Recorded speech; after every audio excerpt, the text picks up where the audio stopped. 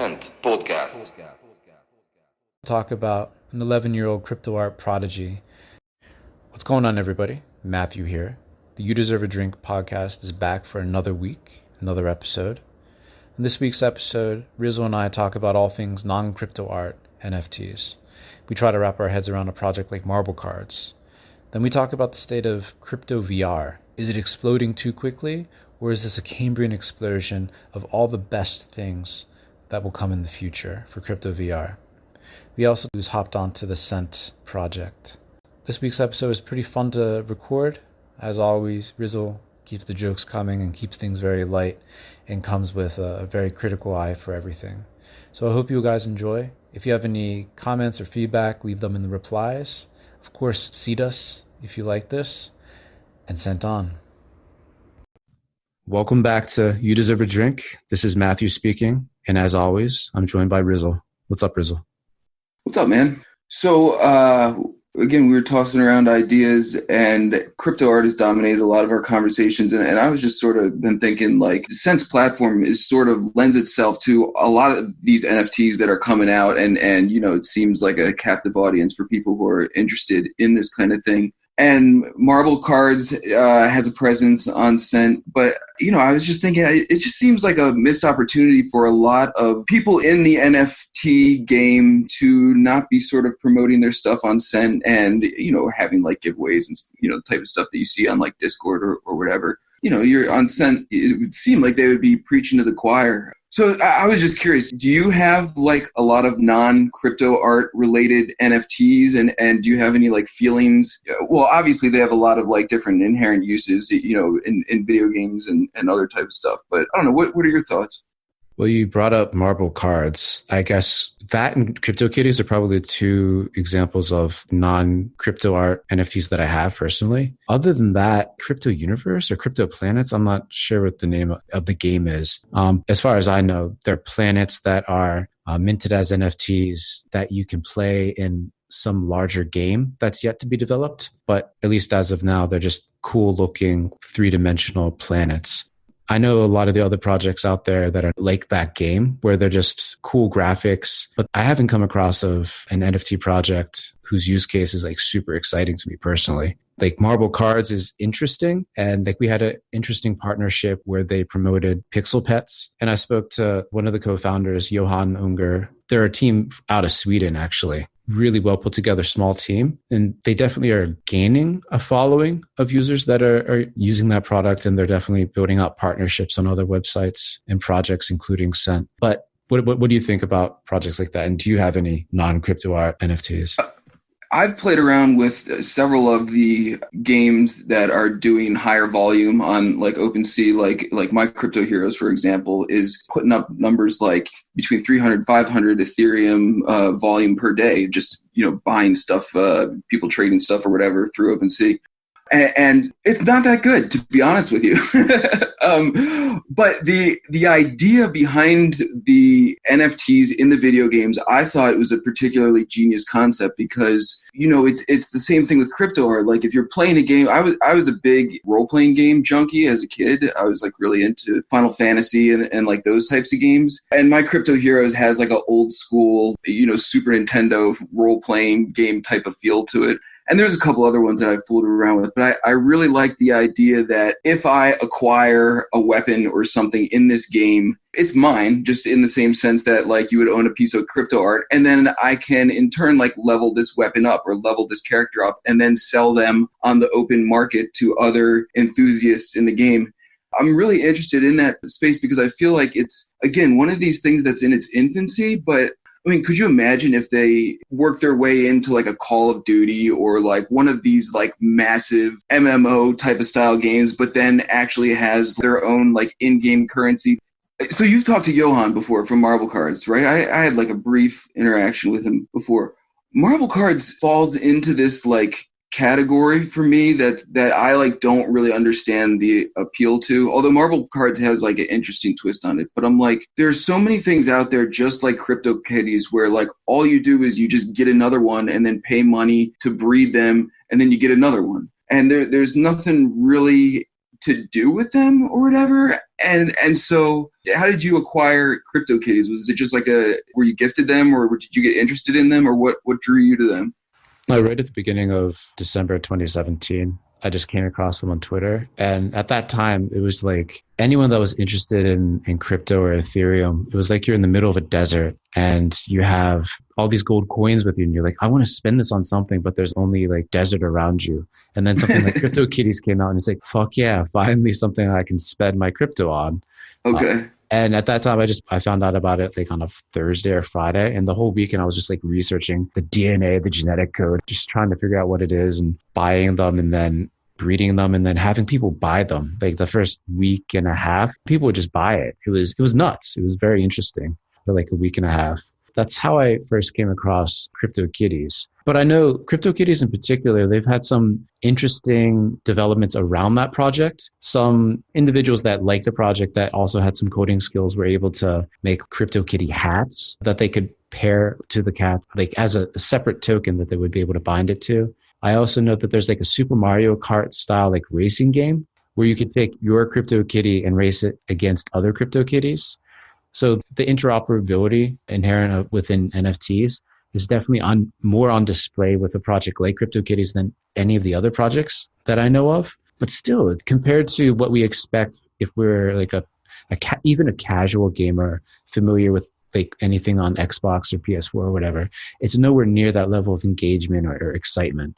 But I think that's probably the reason why the people behind CryptoKitties, Dapper Labs or whatever, they're trying to build out their new blockchain that they're calling Flow, right? And I think a lot of the reasons why the games around non-cryptoart NFTs have been less than stellar, a large reason is because of the just scaling constraints of the layer one solution we have right now with Ethereum. And even if we have like a sidechain or like a Lightning, it's hard with NFTs, right? So something like a separate blockchain that would allow more of these NFTs to flow between users more rapidly and quickly and cheaply would definitely probably open up the doors for different games to be created on top of it. But I mean, Flow is supposed to be ready 2020, I think. It's not far away, but it's also like not tomorrow. So we definitely have a lot of time between then and now. But I've got to say, like, CryptoKitties checks a lot of boxes for me. I like really weird things. I like googly eyes. I like animals. And I like interesting writing and humor and everything. And I'm like, yeah, these things are really funny. And I want some.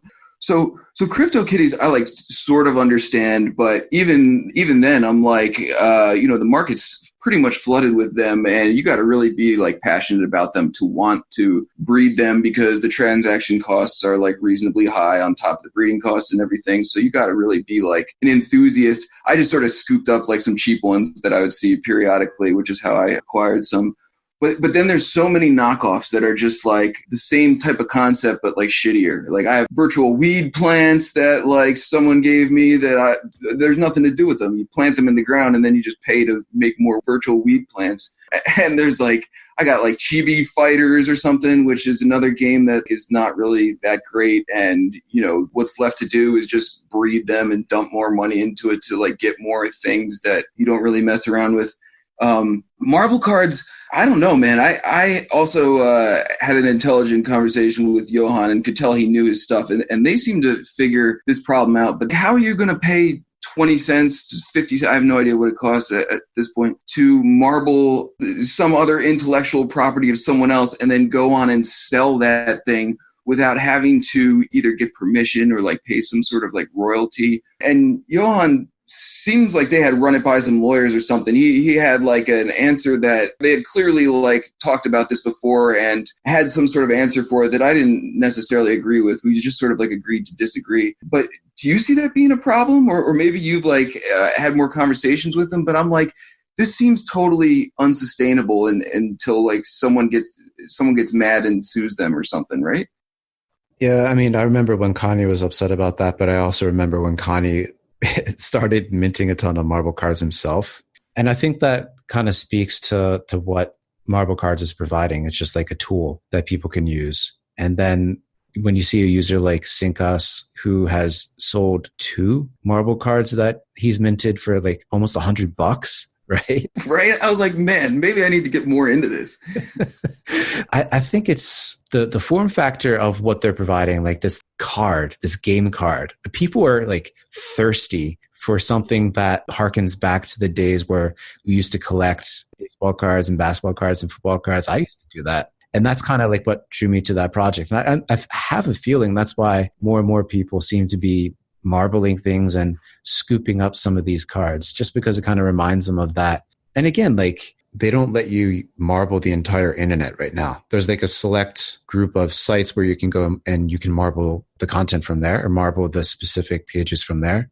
The sites that they're doing this with, I'm sure if you look at the user agreements of those sites probably give those sites the authority to utilize the content that's posted to those sites in a variety of ways, like for promotion and things like that. And I have a feeling, listening to what Johan had said before and then connecting the dots, like we as a company, we're looking into like terms of service and the user agreements and things like that, and what other sites allow and don't allow. That's where I believe they're probably in the clear. Again, they're providing a tool and they're partnering with other sites that are allowing this to happen.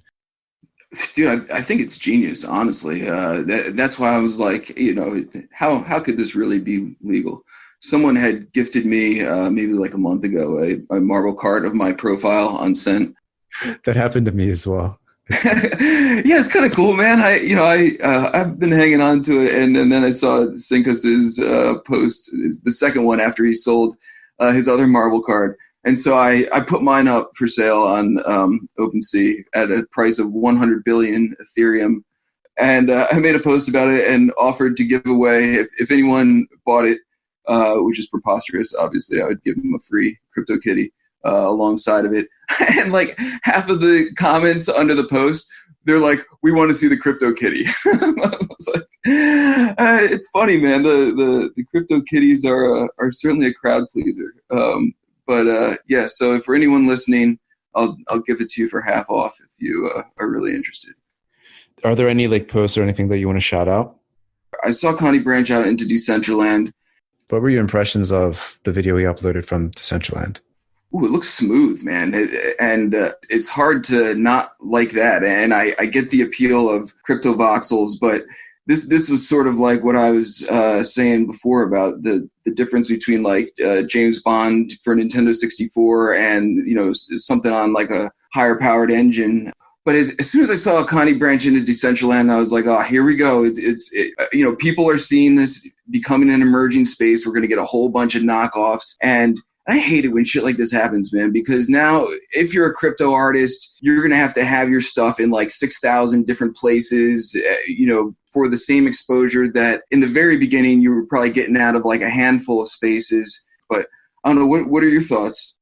No, I think it's like an exciting time just because we're going to see what will work and what will really take off. I agree. Like the visuals of Decentraland, they look really smooth. But then looking at the museums, I guess, or the galleries in the part of Decentraland that Connie was showing, they all kind of looked cookie cuttery, like the shell of the gallery, which is cool. Like that's definitely an approach. Everything looks standardized and clean. You can hang your own unique work inside of those galleries. But to me, like that's what makes CryptoVoxels super unique. It's just like a Lego world where you can build whatever you want, however you want. That's constantly getting better.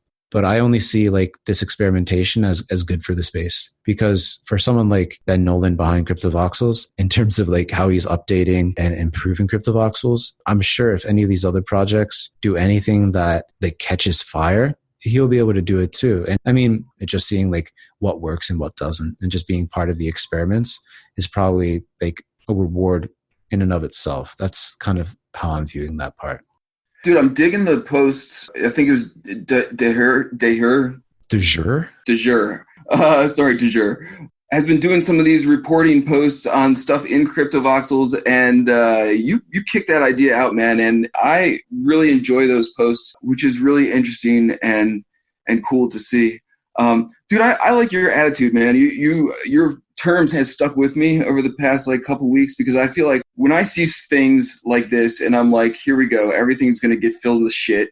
You sort of turn it around as like, okay, this is everything getting battle tested and like figuring out what works and what doesn't work. And I feel like that's a very healthy way to view things, because I really like things when they're just getting off the ground and in their infancy, and I don't like that period where everyone just tries to glom on with their like bullshit projects or whatever. But you're right. That is what battle tests things, and that's how like the real stuff emerges in the grand scheme of things.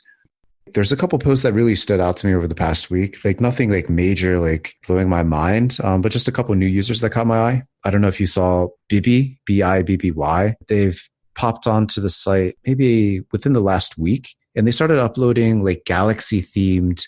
I don't know if they're like hand-drawn things. I don't know if they're digital, but they're just like quite striking. It's like the silhouette of a person looking up at this crazy colored galaxy. Oh, yes. I know what you're talking about now. Yeah, those were really cool posts. And then MS Positiva 719, he's kind of been posting a lot of the work of his 11-year-old daughter, which like if it's true, like that work is pretty amazing for an 11-year-old. And he's like trying to crowdsource suggestions from the other artists of like, oh, what can she do to level up her game even more? And it just got me thinking about the future of the children that are just totally like iPad native. And like, it's pretty mind blowing to see stuff like that and people like that join and talk about that kind of stuff. Dude, I really, really like those posts as well. And the same thing came to my mind. And I was like, man, get this girl like minting her stuff, right? I mean, kids have way more time than adults in general to like tinker around with this kind of thing. And I feel like anytime like, a kid picks something up and gets really interested in it, they have a chance to really become experts by the time they're our age. And I'm like, this is like, I read some articles about the Beatles the other day, which is like sort of an aside, but it was talking about how like the Beatles were sort of in the right place at the right time, in the right circumstances with the music industry, with records becoming more of a thing. And all these like combination of factors contributed to them being the success that they are, on top of them being like, solid musicians or whatever. And I'm like, this could be... this space is waiting for something like that too. The right person with the right talent, with the right amount of time who gets in early on this stuff. We could have our 11-year-old crypto art prodigy on our hands who showed up at the right time to get advice from the people who have gotten in on the ground floor and everything. So yeah, man, she's going to be the Beatles of crypto art eventually. We'll get her there. So basically, we just need to marble card the shit out of all of MS Positiva 719's posts. There you go. All right, man. Well, this is a good conversation as always. Do you have any closing words or like moments of Zen to leave us with or something? I wish I did, man. We should totally think of something like that to sort of end the discussion, like a moment of Zen type of thing. But been busy, man. I'm sort of zenned out. All right, man. Well, until next time, it was a pleasure. Later, dude. All right, man. Take care.